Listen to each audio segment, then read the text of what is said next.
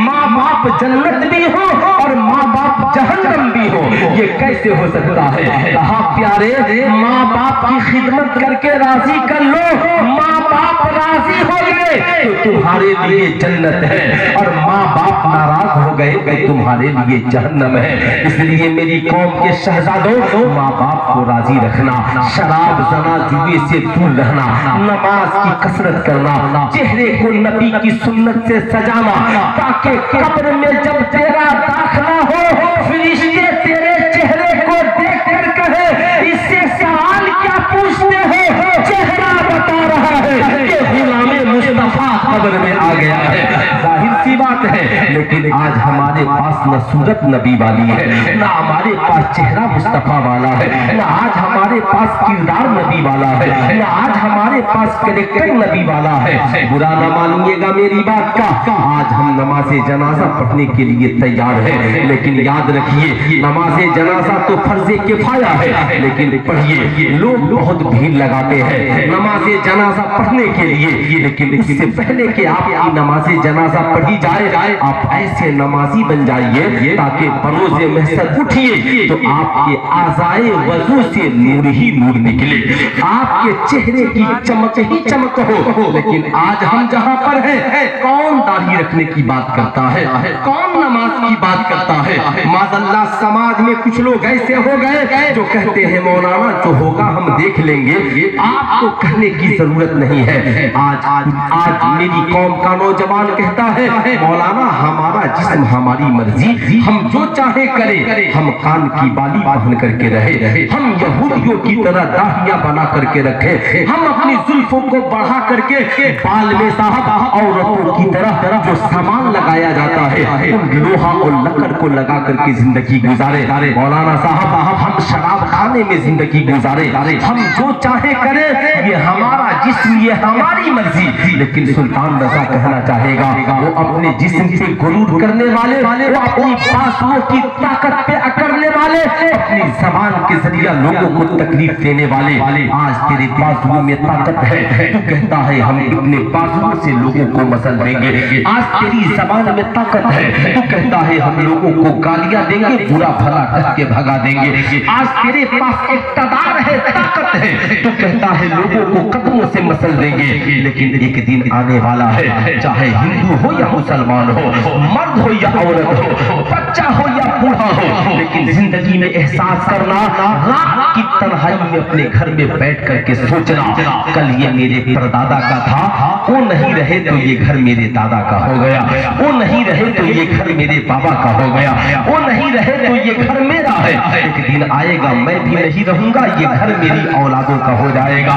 सुल्तान रज़ा कहना चाहेगा एक दिन तेरे जिस्म से रूह निकलेगी, तू गस्साल के हाथों में गुस्ल देने वालों के हाथ में पड़ा होगा, तेरे पास इतनी ताकत नहीं होगी कि कब्र में जाने के लिए तू खुद से अपने लिबास को तब्दील कर सके, तेरे पास इतनी सलाहियत नहीं होगी कि तू अपने हाथों से गुस्ल कर सके, तेरे पास इतनी सलाहियत नहीं होगी कि अपने हाथों से खुशबू लगा सके, अपना बेजान बन के पड़ा होगा।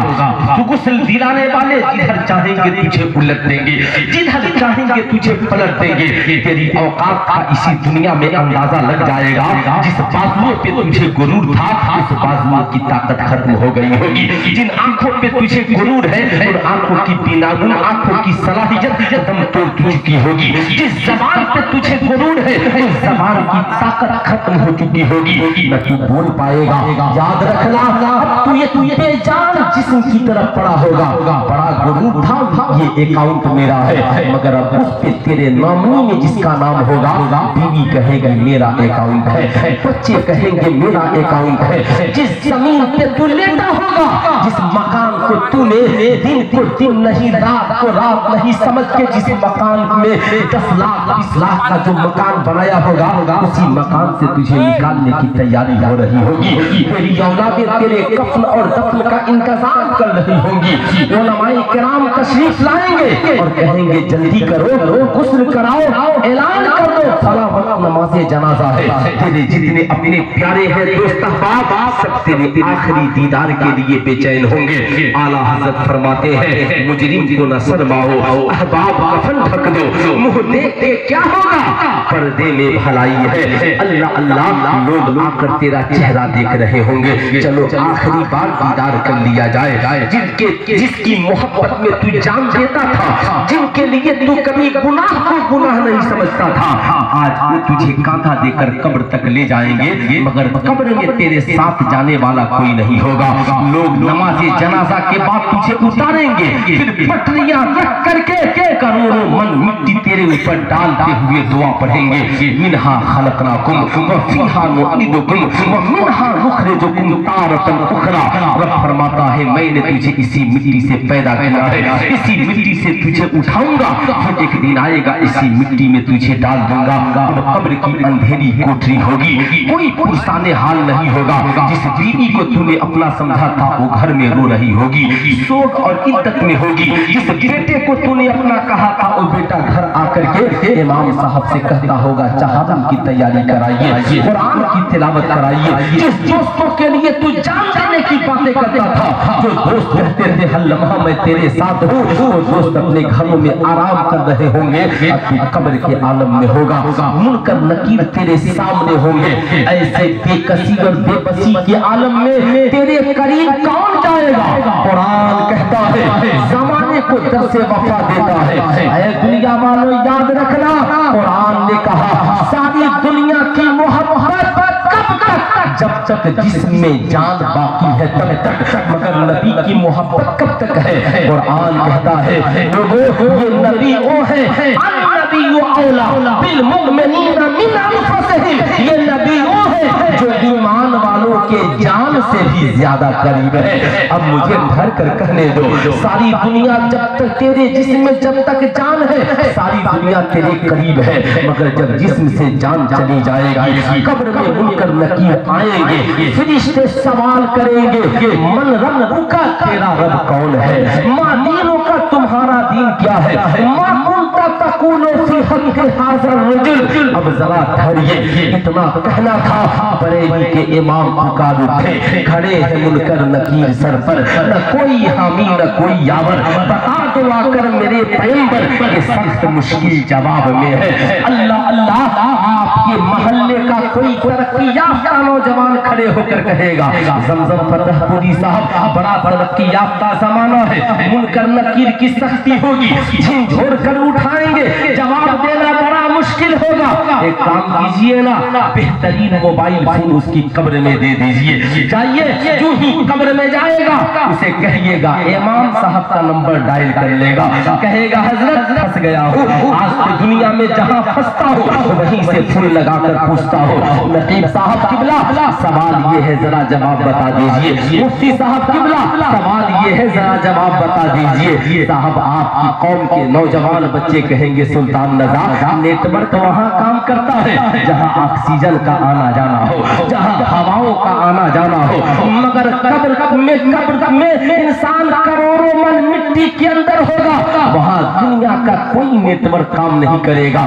जहाँ सारी कंपनियों का नेटवर्क फेल हो चुका होगा, वहीं बरेली के इमाम तुझे इश्क़ मुस्तफा का नेटवर्क दे रहे हैं, जमाने को बता रहे हैं। कहो खड़े हैं मुनकर नकीर सर पर, न कोई हामी न कोई यावर, बता दो आकर मेरे पैगंबर, सख्त मुश्किल जवाब में है। या रसूल अल्लाह सबने हमें ठोकरें मार दी है, सबने हमें ठुकरा दिया है, जवाब दीजिए।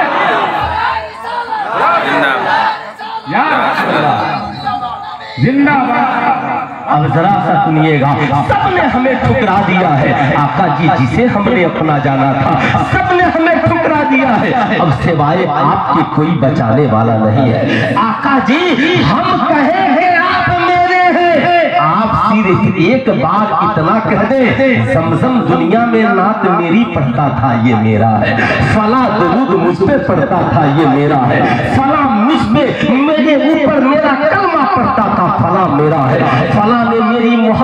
मजलिस सजाई थी फला मेरा है, फला के घर वाले मेरी मोहब्बत में जलसा कर रहे थे, ये फला मेरा है। कसम खुदा की तू जमीन पे कहेगा रहमान को ए मौला तू मेरा है, रब्बे कदीर कब्र में तेरे घर वालों को कहेगा।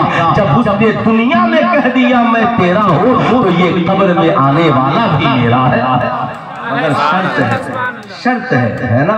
अभी हुजूर मुहद्दिस कबीर है ना 27 तारीख को जलसे में बयान फरमा रहे थे कि जवाब तो सब देंगे, है ना, जवाब सब देंगे, मगर आमाल के हिसाब से जवाब देंगे, अमाल के हिसाब से।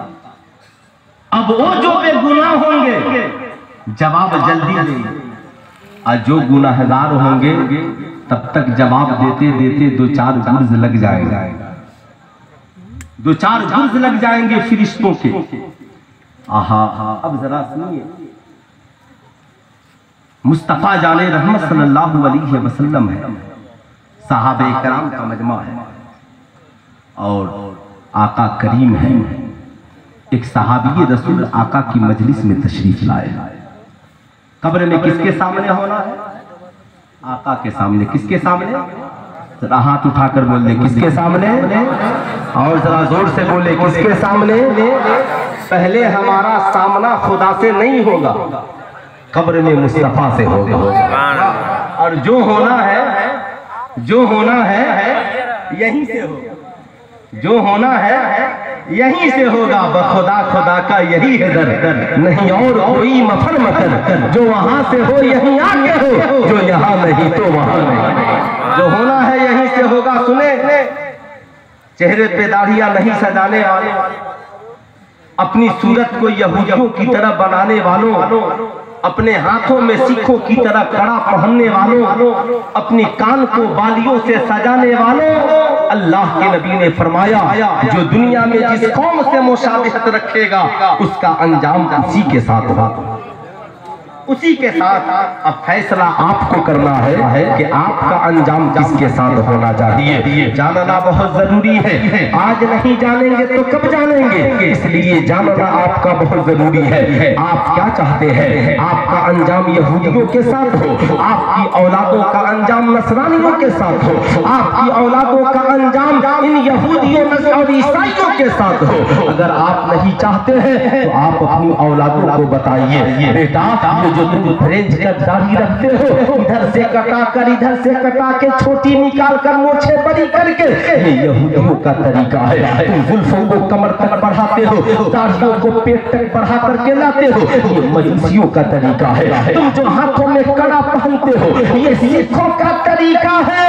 और सरकार गौसे आज़म जिस तरीके से दाढ़ी रखते हैं, ये मुस्तफा जाने रहमत का तरीका है। ये हमारे उलमा जिस तरह दाढ़ी रखते हैं, ये मुस्तफा जाने रहमत का तरीका है। ऐ मेरी कौम के नौजवानों सुनो, जाने की बाबू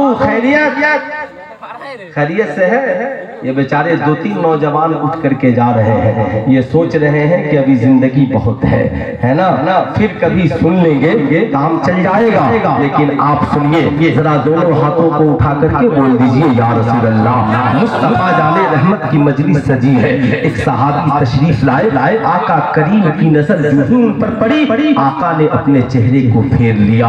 अब जरा गौर से सुनिएगा, आप कब्र में जाएं, सारी दुनिया आपको छोड़कर आ चुकी है, मुनकर नकीर की सवाल की सख्ती है। आका करीम कब्र में तशरीफ लाए, मगर आपके चेहरे को देखकर आका अगर चेहरा फेर ले, आपकी सूरत को देखकर आका अगर चेहरा फेर ले, बता मेरी कौम का नौजवान, फिर तेरा हश्र क्या होगा कब्र में, फिर हमारा अंजाम क्या होगा कब्र में। आका करीम ने जो ही चेहरा फेरा, सहाबी रसूल समझ गए, आंखों में आंसुओं के कतरे आ गए। मुस्तफा जाने रहमत के करीब आए, आका करीम से अर्ज़ गुज़ार हुए, या रसूल अल्लाह आपने मुझे देख करके मुंह मोड़ लिया, चेहरा फेर लिया, आका जी लगता है आप मुझसे नाराज हो गए हैं। या रसूल अल्लाह नाराजगी की वजह क्या है? आका करीम फरमाते हैं तेरे चेहरे पे दाढ़ी का एक बाल था, दाढ़ी मुबारक का एक बाल था। ए मेरे सहाबी बता तूने उस दाढ़ी के मुबारक के बाल को क्यों उखेड़ दिया? कहा या रसूल अल्लाह कल मैं आपकी मजलिस में बैठा था, आप मेरे चेहरे को देखकर मुस्कुरा रहे थे। आज मैंने सोचा कि शायद आका करीम को दाढ़ी का ये बाल पसंद नहीं, मैंने इसे उखेड़ दिया क्योंकि मेरे चेहरे पे दाढ़ी का एक ही बाल था। मुस्तफा जाने रहमत फरमाते हैं, मेरे सहाबी दाढ़ी के उस एक बाल पे 70 फरिश्ते झूला झूल रहे थे। मैं उन्हें देख करके मुस्कुरा रहा था। मगर बता, तूने उखेड़ कर आज फरिश्तों की रहमत से अपने आप को महरूम कर लिया। इसलिए मेरे सहाबी, आज से ये वादा करके जाओ कि आज के बाद दाढ़ी के बाल को नहीं उखेड़ोगे। अब मुझे ठहर कर कहने दो, मेरी कौम के नौजवान, अगर दाढ़ी का एक बाल उखड़ जाए तो मुस्तफा जाने रहमत चेहरा फेर ले। जिसने पूरे दाढ़ी के बाल का सफाया कर लिया हो, आका करीम उससे कैसे प्यार करेंगे, आका करीम उससे कैसे मोहब्बत करेंगे। ये मेरी कौम के शहजादों, हजरत मूसा अलैहिस्सलाम की कौम पर अल्लाह ने अज़ाब नाज़िल फरमाया। जिस बस्ती पे अज़ाब इलाही का नुज़ूल हुआ, सबके सब हिलाको बर्बाद हो गए, मगर एक बहरूपिया बच गया। हजरत मूसा अलैहिस्सलाम गुज़ार हुए, मालिक मौला, सब पे अज़ाब इलाही का नुज़ूल हुआ, मगर ये बहरूपिया क्यों बच गया? अल्लाह ताला फरमाता है, एक कलीम अज़ाब नाज़िल हुआ ये सच है, मगर बहरूपिया जो था उसने मेरे कलीम की सूरत की तरह अपनी सूरत बना ली थी, मूसा के चेहरे की तरह अपना चेहरा बना लिया था, मेरे कलीम की तरह उसने लिबास पहन लिया था। लिहाजा रब की रहमत को ये गवारा न हुआ जिसका चेहरा मूसा के चेहरे से मिलता हो, जिसका लिबास मूसा के लिबास से मिलता हो, जिसकी दाढ़ी मूसा की दाढ़ी से मिलती हो। रब को गवारा नहीं कि उसके ऊपर अज़ाब नाज़िल फरमा दे। अब मुझे ठहर कर कहने दो, ऐ मेरी कौम के नौजवानों, जिस बहरूपिया का चेहरा साहबे ईमान न होने के बावजूद मूसा से मिल जाए, जब खुदा उसे अज़ाब नहीं देता, अगर तेरी सूरत रसूलुल्लाह की सूरत से मिल जाए, तेरा किरदार नबी के किरदार से मिल जाए, तेरा चेहरा नबी के चेहरे से मिल जाए, तुम कसम खुदा की तेरी दुनिया भी हसीन होगी, कब्र में भी तू अज़ाब से महफूज हो जाएगा और मैदाने महशर में भी तू अज़ाब से महफूज हो जाएगा। नारे तकबीर, नारे रिसालत, गौसे आज़म कौन हजरत मुफ्ती सुल्तान रज़ा कादरी। तो बताओ मेरी कौम के नौजवानों, यहूदियों की तरह चेहरा लेकर नबी की बारगाह में जाना है या मुस्तफा जाने रहमत के दीवानों की तरह चेहरा लेकर जाना है? कैसा चेहरा लेकर जाना है? जरा हाथ उठाकर बताएं। अरे हाथ उठाकर बताएं, कैसा चेहरा? नबी के आशिकों की तरह चेहरा कौन कौन लेकर जाना चाहता है? जरा हाथ उठाएं तो इंशाअल्लाह सारे लोग लेकर जाएंगे। मैं दीन में जब जबरदस्ती नहीं है, आपके दिल को अल्लाह खुलूस बना दे।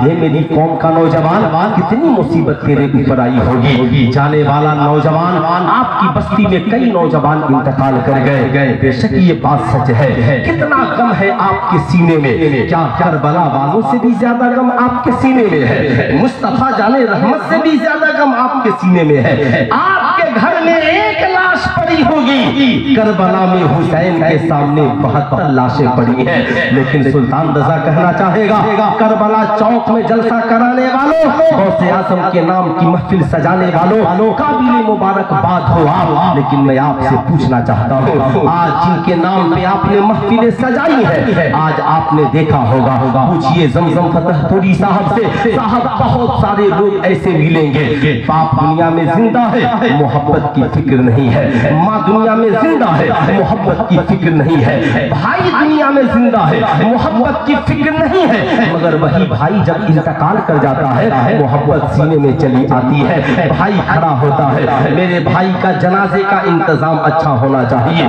कफन का इंतजाम अच्छा होना चाहिए, जितने मेहमान आए हैं उनका इंतजाम अच्छा होना चाहिए, पूरी बस्ती में दावत कर दो ताकि लोग जान जाए मैं अपने भाई से बेपनाह प्यार करता हूँ। मेरी तकरीर तहरीक के तहत होती है, इसलिए ये बात किसी को बुरा नहीं लगना चाहिए। आज इस भाई की मैयत पे खड़े होकर आंसू बहा रहे हो, सुल्तान रज़ा कहना चाहेगा, बेशक बहाओ, लेकिन जब तेरे भाई को तेरी जरूरत थी तो तू कहाँ था? जब तेरे भाई को तेरी जरूरत थी तो तू कहाँ था?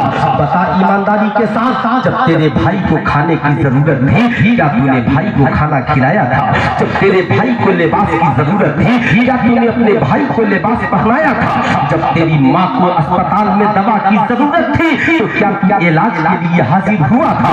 जब तेरे बाप को डॉक्टर के यहाँ लेकर जाने की जरूरत थी, क्या तू बाप को अस्पताल लेकर के पहुंचा था? बुरा ना मानिएगा, आज हम कमाते हैं, कमाकर अपनी जिंदगी अलग गुजार लेते हैं। जरा पूरा मजमा नारा लगाइए, ये इस्तकबाल कीजिए। शायरी इस्लाम है ना, शायरी अहले सुन्नत मोहतरम जनाबे एहसान शाकिर, शायरी अहले सुन्नत जनाबे एहसान शाकिर, माशाअल्लाह। उत्तर प्रदेश की हसीन आवाज हजरत एहसान शाकिर जियनपुरी, माशाअल्लाह। आजमगढ़ उत्तर प्रदेश की आमद हो गई। आप इनके चेहरे को भी देखें, इंशाअल्लाह ये समाअत करेंगे। लेकिन पहले थोड़ी देर मुझे सुने, जरा दोनों हाथों को उठाकर बोले या रसूल अल्लाह, और प्यार से बोले या हबीब अल्लाह। घबराहट तो नहीं न हो रही है, कोई घबराहट की बात नहीं न है, इसलिए जरा गौर से सुनिएगा। अल्लाह अल्लाह, शरीयत क्या कहती है, हम क्या करते हैं? एक फकीर अमीर के दरवाजे पर खड़ा है, कहता है बता मैं तेरे दरवाजे पर मर गया तो तू क्या करेगा? कहा मर जाओगे तो तुझे कफन दे दूंगा। कहा मरने के बाद कफन दोगे? कहा हाँ।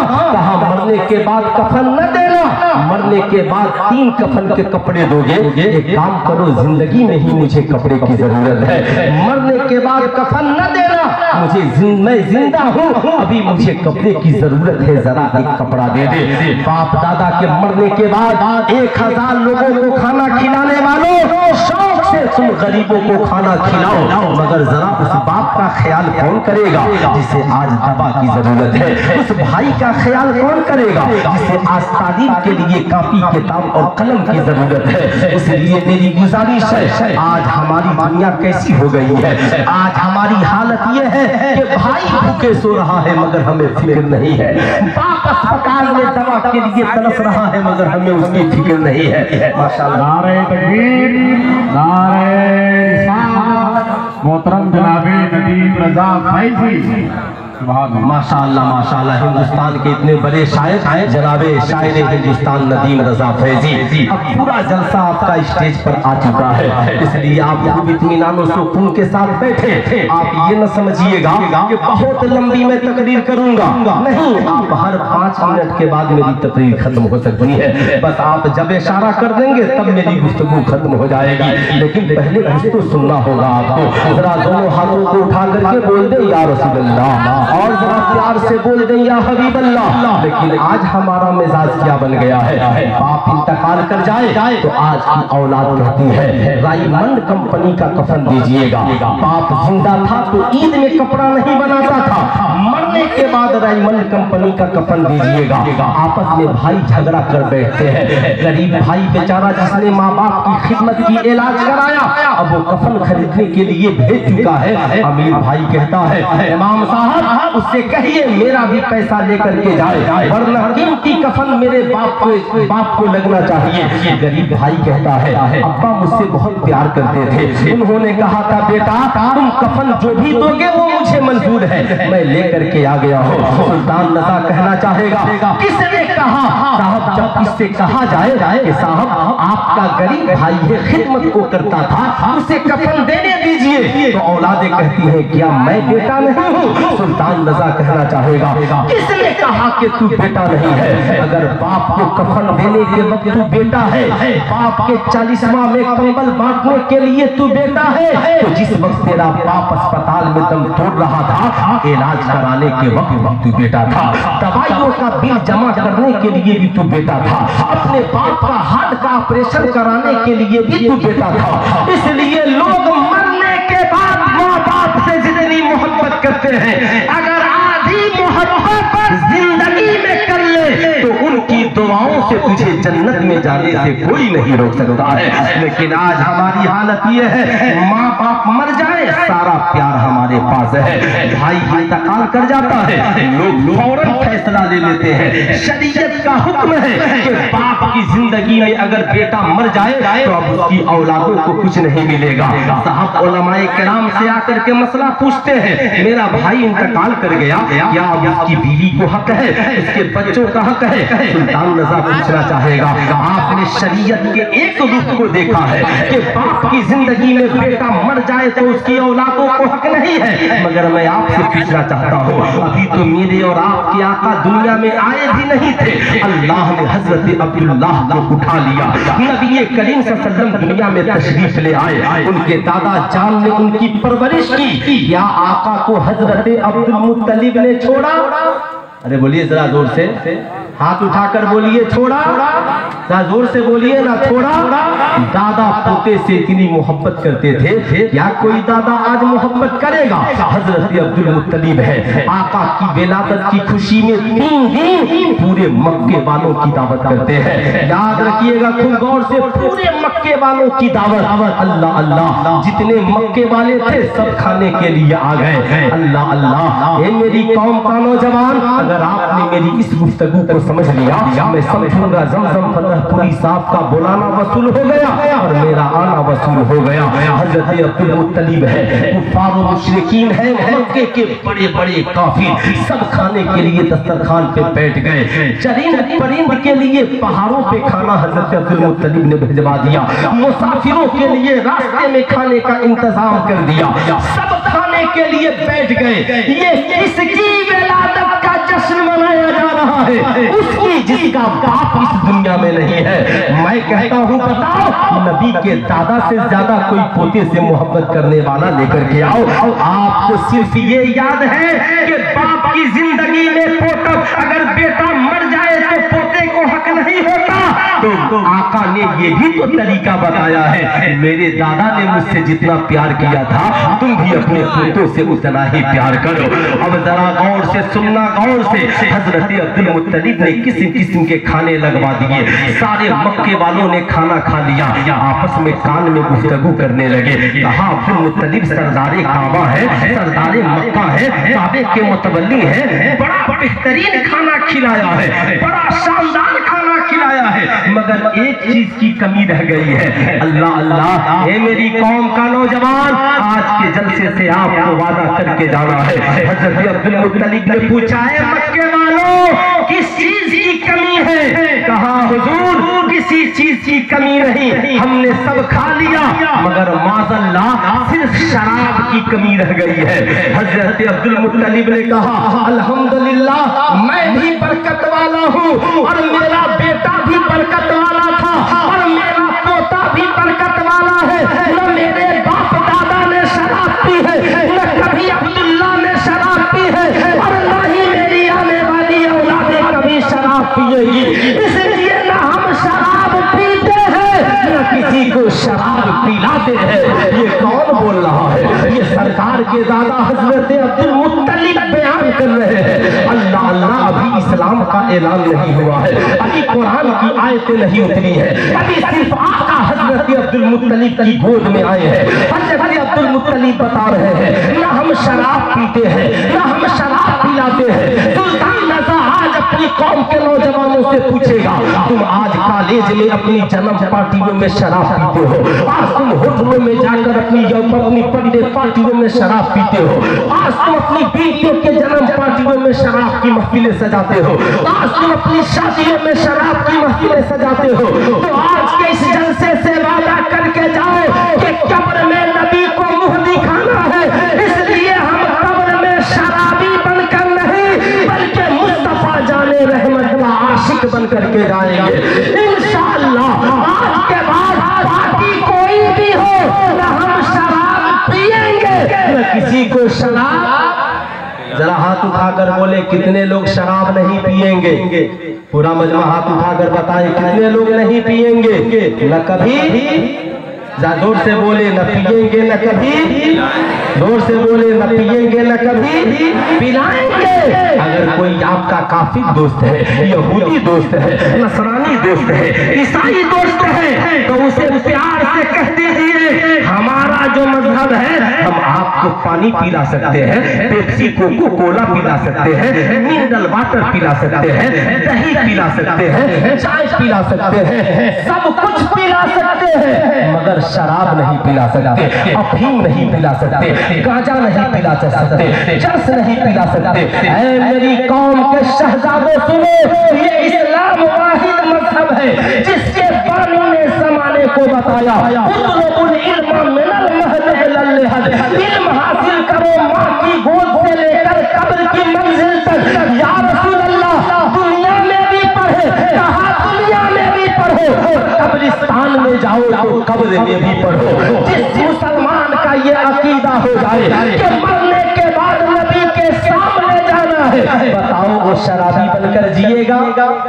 अरे जोर से बोलिए ना, हाथ उठाकर बोलिएगा, शराबी बनकर जिएगा, जुआरी बनकर जिएगा, जानी बनकर जिएगा, पापी बनकर जिएगा?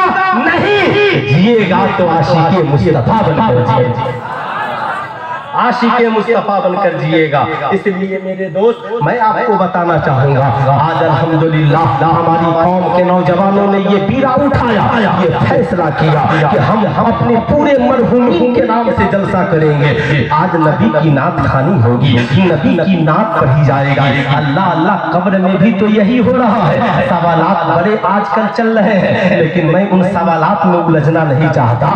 आपने कह दिया मन रब्बुका का तेरा रब कौन है, दीनों का तुम्हारा दीन क्या है, दोनों सवाल का जवाब दे दिया, मगर जन्नत तो सुबह तक कन्फर्म नहीं है जब तक नबी के बारे में आप बता नहीं देंगे। साहब सवाल क्या है, मा कुंता तक़ूलु फी हक़्क़ि हाज़ा रजुल, तुम दुनिया में इस नबी के बारे में क्या कहते थे? ये हाज़ा, ये करीब के लिए बोला जाता है, जैसे दिस इंग्लिश में करीब के लिए बोला जाता है। खूब गौर से याद रखिएगा। अब साहब इसके मुतालिक दो हदीसें हैं। देवबंद के मुफ्ती से सवाल हुआ, क्या कब्र में नबी तशरीफ लाते हैं? तो उसने कहा इसकी दो सूरतें हैं, एक सूरत तो ये है, एक सूरत तो ये है कि कब्र में नबी का चेहरा दिखाया जाता है, और दूसरी सूरत ये है कि कब्र में नबी तशरीफ लाते हैं। अब यहाँ पर हमारे अकीदे का दो मसला हल हो जाता है। एक मसला तो हल ये होता है कि अगर नबी मरकर मिट्टी में मिल गए माज़अल्लाह, तो फिर कब्र में आता कौन है? ये नबी का आना बता रहा है। मेरा नबी मुर्दा नहीं बल्कि मेरा नबी जिंदा है,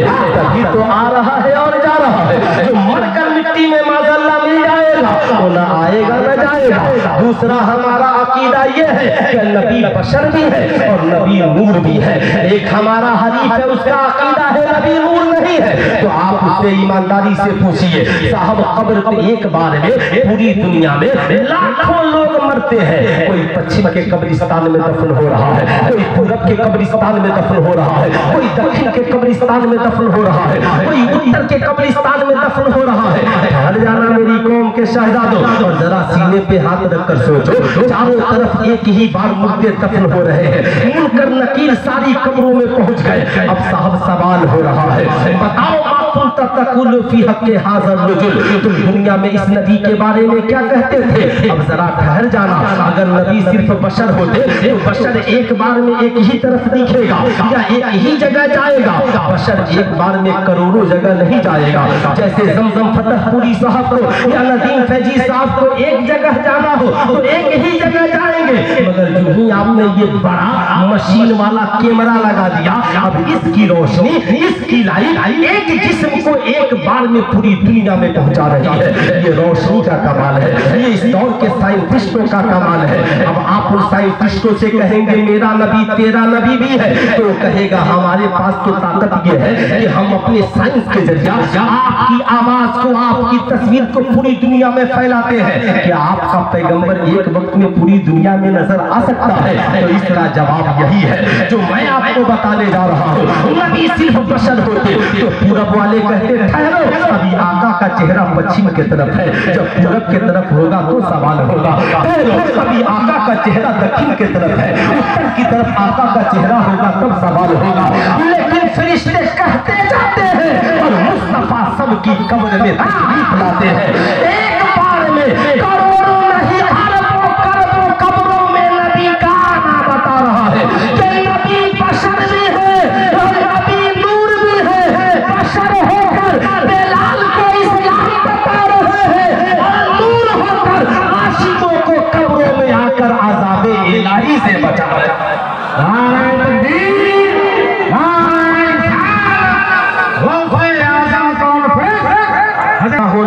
उसका ख्याल करना, ऐसा नहीं हो भाई इंतकाल कर जाए तो याद रखना आपका बेटा आपकी जिंदगी में इंतकाल कर गया तो हजरत अब्दुल मुत्तलिब की सुन्नत को जिंदा कर लेना।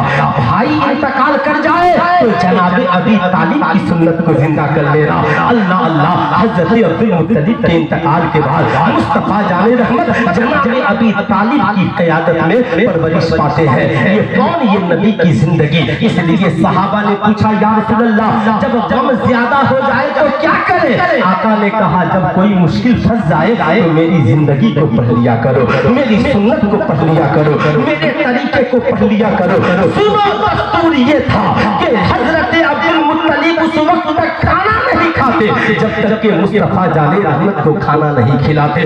जनाब अबी तालिब उस वक्त तक खाना नहीं खाते जब तक मुस्तफा जाने रहमत दस्तरखान पे नहीं आ जाते। ए मेरी कौम के लोगों, अगर तेरे घर किसी का इंतकाल हो जाए, उसने औलादों को छोड़ रखा है, उसने बीवियों को छोड़ रखा है, उसने अपने औलादों को छोड़ रखा है, आप भाई हैं, आपका भाई इंतकाल कर गया तो अब आपकी जिम्मेदारी बढ़ गई। अब खुद खाना बाद में खाइए, अपने भाई के बीवी बच्चों को खाना पहले खिलाइए, अपने बीवी बच्चों के लिए लिबास बाद में बनाइए, मगर उनके बीवी बच्चों के लिए लिबास पहले बनाइए।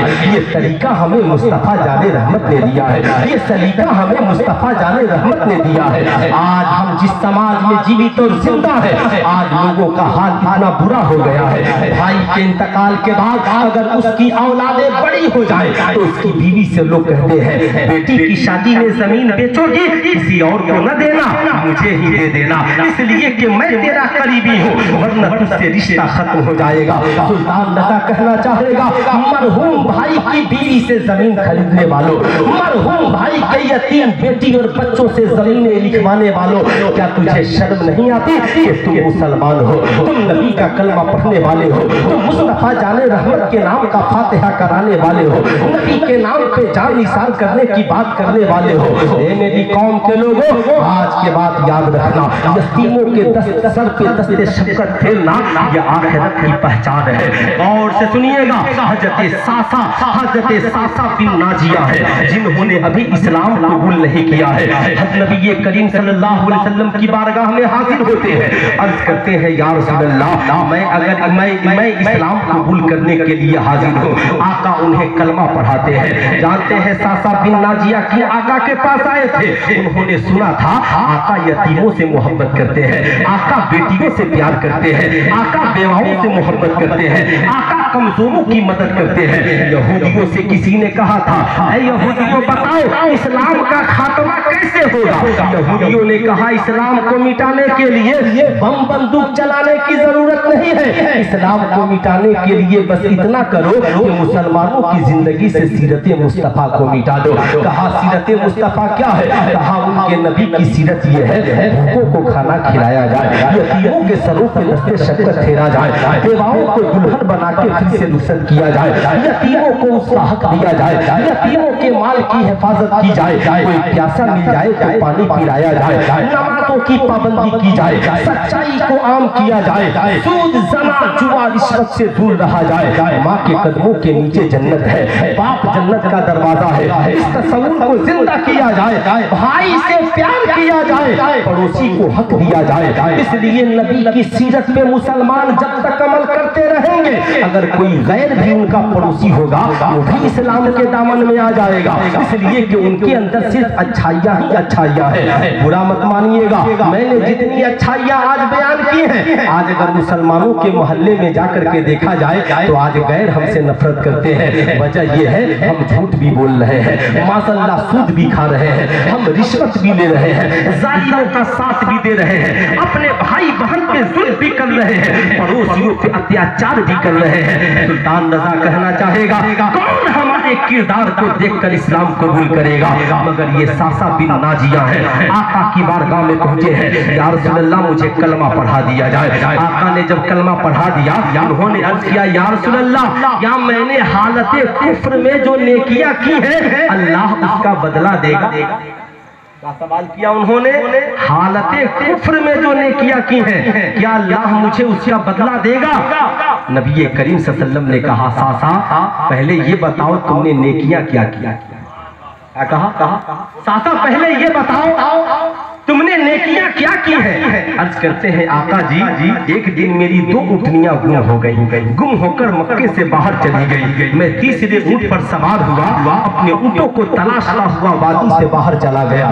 देखा तो एक बूढ़ा शख्स बैठा था, आग जलाकर बैठा था और मेरी ऊँटनियां उसके पास थी। मैंने जाकर कहा ये ऊँटनियां मेरी है, दे दो। उसने कहा तुम्हारी है तो लेकर के जाओ। इतने में घर से रोने की आवाज आई। उसने पूछा बताओ अंदर क्या हुआ है? मैंने कहा ये रोने की आवाज कैसी है? कहा मेरे घर बच्चे की विलादत है, मैं जानना चाहता हूँ कि बेटा हुआ है या बेटी हुई है। हजरत सासा बिन नाजिया कहते हैं मैंने उनसे पूछा ये बताओ अगर बेटा हुआ तो क्या करोगे और बेटी हुई तो क्या करोगे? सासा बिन नाजिया ने जब पूछा उस बूढ़े चचा ने कहा अगर बेटा हुआ तो खानदान की शान बढ़ाएगा, उसे पालूंगा, पाल पोस करके बड़ा करूंगा, और बेटी पैदा हुई तो इसे जिंदा दफन कर दूंगा। हजरत सासा बिन नाजिया ने कहा ऐसा न करना। कहा कि नहीं मैं तो ऐसा ही करूंगा। कहा तो एक काम करो पता कर लो बेटा हुआ है या बेटी। कहते हैं मैं बैठ गया। बूढ़े ने जब पता कराया तो पता चला बेटी पैदा हुई है। मैंने कहा बेटी पैदा हुई है तो क्या करोगे? कहा जिंदा दफन कर दूंगा। सासा बिन नाजिया कहते हैं मैंने पूछा बता तू उस बेटी को मुझे देगा? मैं उसे लेकर चला जाता हूँ। उसने कहा ऐसे नहीं दूंगा, ऐसे नहीं दूंगा। सासा बिन नाजिया कहते हैं मेरी दोनों ऊँटनियां ले ले और उस बच्ची को मुझे दे दे। उसने कहा दो नहीं तीनों ऊँटनियां लूंगा, जिस तुम सुर्ख ऊँट पे ऊँटनी पे सवार होकर आए हो ये भी मुझे चाहिए। सासा बिन नाजिया कहते हैं मुझे मोहब्बत आ गई। मैंने कहा एक आदमी को मुझे दो और उस बच्ची को मेरी गोद में बैठाओ, ये मुझे उस बच्ची को मेरे घर छोड़ दे और तीनों ऊँटनियां तुम ले लो। पोती उसकी है मगर सासा बिन नाजिया पालने के लिए तैयार है। आज अपने घरों में बहुओं पे जुल्म करने वालों, आज तुम दूसरों की बेटियों को बेटियां नहीं समझते हो। आज तुम दूसरों की बहु बेटियों की इज्जत व वकार नहीं समझते हो। यही वजह है आज हमारी बहनों की जिंदगी अंधेरे में है, आज हमारी बच्चियों की जिंदगी अंधेरे में है, इसलिए कि हमने अपने दामन में बैठा कर उन्हें इस्लाम सही से नहीं समझाया है। हजरत सासा बिन नाजिया कहते हैं सौदा हो गया। उसने उस बच्ची को मुझे दिया, एक शख्स मेरे साथ आया, मुझे पहुंचा दिया, मैं उस बच्ची को लेकर घर आ गया। तीनों ऊँटनियां मैंने उसे दे दी। आका जी मैंने अपनी वादी को दिया इसे पालो और दूध पिलाओ। अब मुझे नेकी का चस्का लग गया। क्या कहते हैं सासा बिन नाजिया मुझे नेकी का चस्का लग गया, नेकी की आदत पड़ गई। अब मैं हर रोज पता लगाता किस कबीले में के लोग बेटियों को दफन करते हैं। मैं उस कबीले में चला जाता और कहता बेटियां पैदा हो तो दफन करना। सासा बिन नाजिया को एक बेटी दोगे मैं तुझे 3 ऊँटनियां दूंगा। या रसूल अल्लाह आज मेरे घर में एक नहीं 360 दूसरों की बेटियां पल रही है। आका जी यार मुझे हालत कुफ्र की नेकी का सवाब मिलेगा। मुस्तफा जाने रहमत के आंखों में आंसुओं के कतरे आ गए और आका करीब रोते हुए खड़े हुए। सासा बिन नाजिया को गले से लगाया, कहा है सासा मैं गवाही देता हूँ कल बरोज़े महशर तेरा अंजाम भी मेरे साथ होगा और तू मेरे साथ मेरे साए की जगह पे खड़ा है। सुभान अल्लाह सुभान अल्लाह। हाथ को उठा करके नारा लगाए नारे तकबीर, नारे रिसालत, हज़रत अल्लामा मुफ्ती सुल्तान रज़ा साहब इसलिए मेरे दोस्त गौर से मेरी बात सुनना। तेरा भाई इंतकाल कर जाए इसके छोटे बच्चों को प्यार से पालना। तेरा बेटा इंतकाल कर जाए जो दादा है उसके बच्चों को प्यार से पालना। तेरा पड़ोसी इंतकाल कर जाए उसके बच्चे हैं उसके बच्चों को प्यार से पालना। उनको भीख मांगने के लिए सड़कों पे न छोड़ देना। सुल्तान रज़ा कहना चाहेगा मत खिलाओ पूरी बस्ती वालों को खाना। जो 1 लाख 1.5 लाख 2 लाख खर्च करते हो मत खर्च करो, उसी 1.5 लाख को उन गरीब बच्चों के पढ़ने के लिए बैंक में डिपॉजिट कर दो। उसकी गरीब बीवियों के लिए इंतजाम कर दो, उसके गरीब माँ बाप के लिए इंतजाम कर दो। इस्लाम के शहजादों आज के जलसे से ये पैगाम लेकर के जाना है जैसे मेरी बेटी समाज में बेटी है वैसे ही दूसरों की बेटी भी हमारे लिए बेटी।